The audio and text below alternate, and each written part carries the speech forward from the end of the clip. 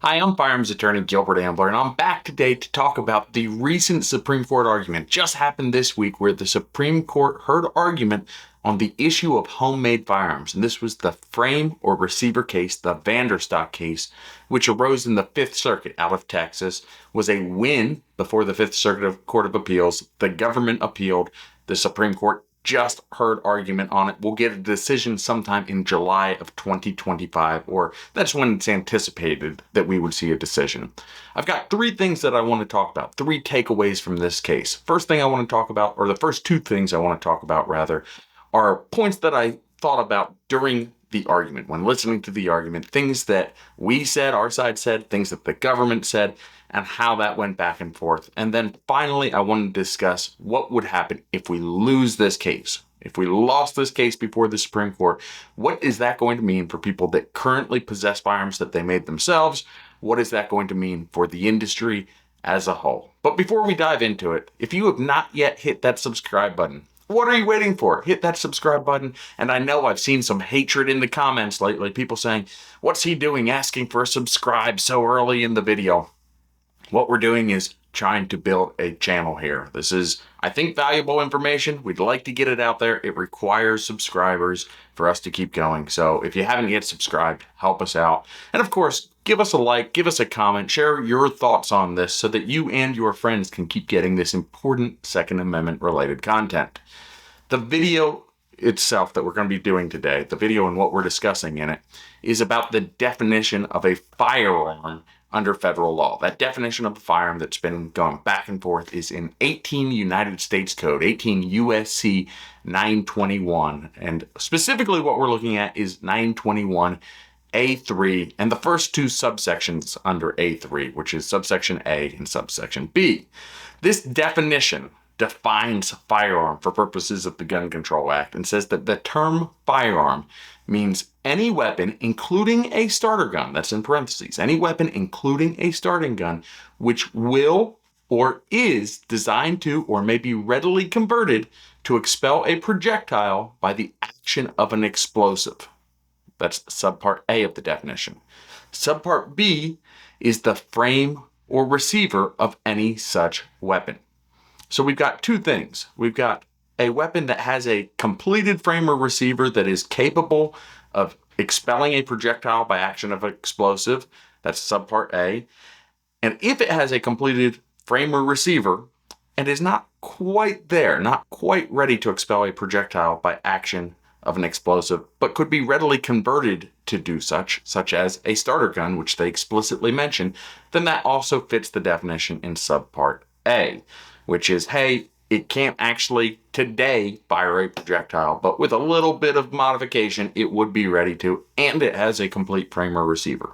Subpart B is just a complete frame or receiver by itself. The frame or receiver obviously does not have to be capable of expelling a projectile in and of itself. If it is a complete frame or receiver of a firearm, it is a firearm pursuant to federal law.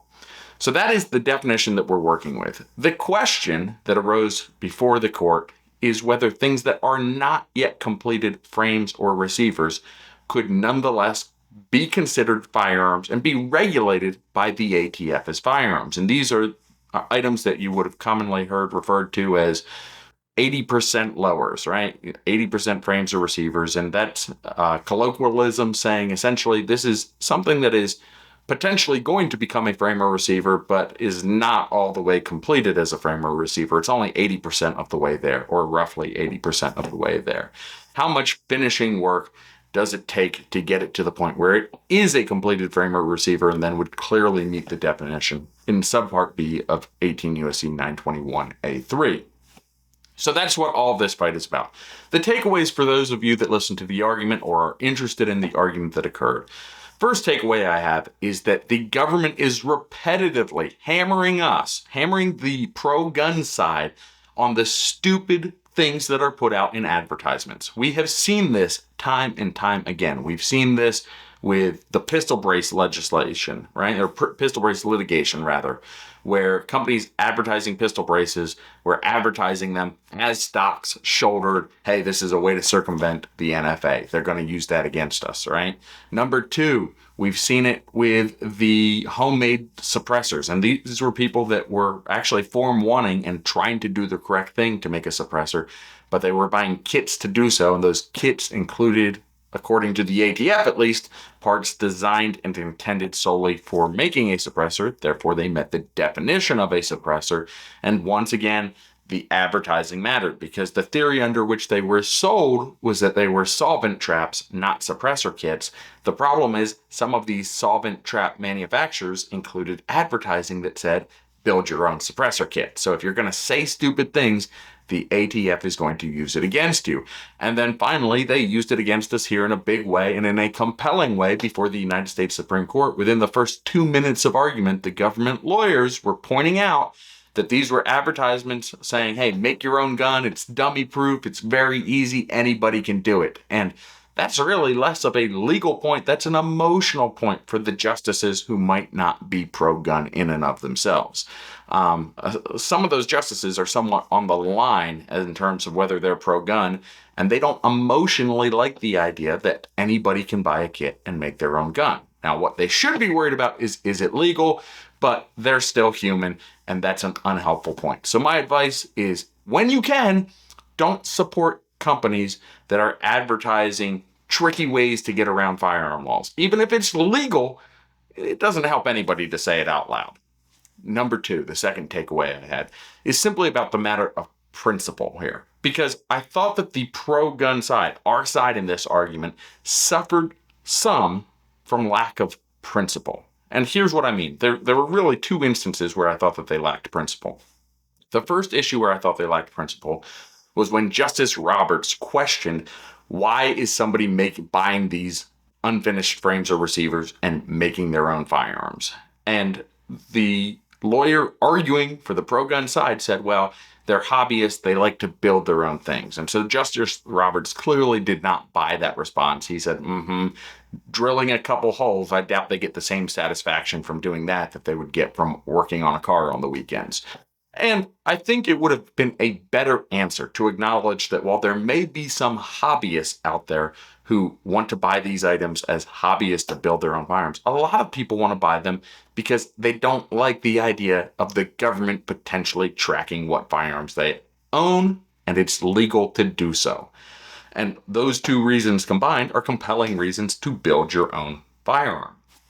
The government really hammered home the somewhat disingenuous answer that it's just for hobbyists in their rebuttal argument, where they said, well, if it's just a hobbyist thing, what's the problem with getting a serial number on the frame or receiver, running it through as a standard firearm, controlling it as a standard firearm, and let people take it home and make it themselves? They'll still get the same enjoyment from making it themselves, irrespective of whether it has a serial number. So by not being principled with our response, I thought we hurt ourselves. Second area where I thought we somewhat lacked principle was that our side argued 2 things in the alternative. First, they argued that subsection B of 18 U.S.C. 921, frame or receiver of such a weapon, means it has to be a completed frame or receiver to be regulated under subsection B. The problem is they then provided a backup, an alternative. They said, even justices, even if you don't buy that it has to be a completed frame or receiver, because there was some questioning about, like, what if there's a sticky tab on it that you have to scrape off with your finger before it's usable? Is that a completed frame or receiver or not? I think the best answer would have been keep it really, really simple and say, look, if it's something like a sticker, maybe it's still a completed frame or receiver. But if it's anything that requires any machining to remove, not a completed frame or receiver, does not fit the definition in subpart B. The problem was we provided an alternative test. The alternative test that our side floated was the idea of the critical machining test. It has to have critical machining left to do before, when it is considered an unfinished frame or receiver. If there's no critical machining left, then you could consider it a frame or receiver.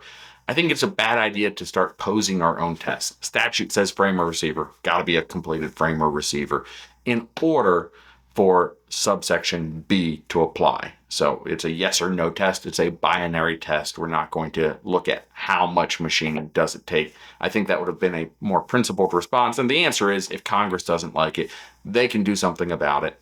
And, depending on what Congress does, perhaps there's another challenge. And it is important, because I did have some people write me and ask me, and they said, hey, why wasn't the text, history, and tradition of building your own firearm mentioned. And the reason that wasn't mentioned was because this wasn't a Second Amendment challenge at this stage. The lower court, the Fifth Circuit, looked at this on administrative procedures and the ability of the ATF to interpret the law.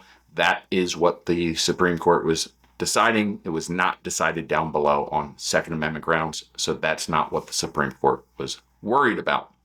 Interestingly enough, when we talk about principle, you also saw the difference between Justice Alito and Justice Barrett. Justice Alito posing a hypothetical: if you have eggs, diced ham, diced onions, diced mushrooms, diced peppers, and cheese, is that an omelet? The answer is obviously, I think, to everyone, no, that's not an omelet. However, Justice Barrett made it a little bit easier for the government when she said, what if you buy a omelet kit from HelloFresh and it contains all those items? Is that an omelet? Of course, the government jumped at their chance and said, yes, that's an omelet. I would tell you, no, still not an omelet, because if I dump those ingredients on your plate, you're going to say, well, what are all these ingredients doing on my plate? Not thanks for the omelet. So I thought our side could have hit that point a little bit stronger and should have proactively hit that point where we failed to do so. Final thing that I want to talk about. If we actually lose this case, what is going to happen? I'll tell you, I came into this case really sort of feeling pretty good about it, especially after Cargill. I feel less good about it after oral argument. I think that there is a very realistic chance that some of those justices in the middle will go the wrong direction on this.